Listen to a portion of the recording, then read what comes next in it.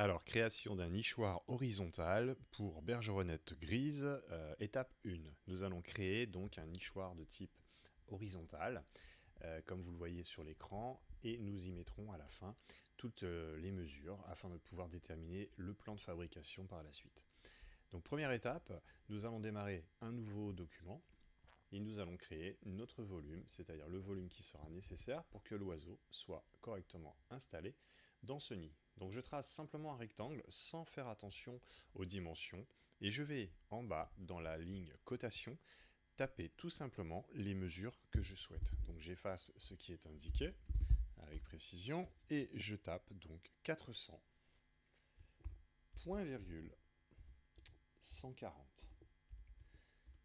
J'ai mon rectangle qui vient de se créer aux parfaites dimensions. En utilisant l'outil Loop, je vais, comme sur l'écran, me rapprocher de l'objet et je constate que cet objet n'a pas d'épaisseur. Donc je n'ai fait que créer un rectangle en 2D.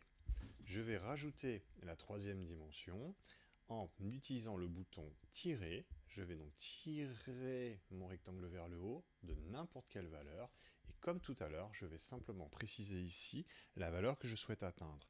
En l'occurrence ici, je veux aussi 140 mm de hauteur. Voilà, je viens très simplement de réaliser le volume qui sera nécessaire pour que l'oiseau se sente correctement installé dans son nichoir.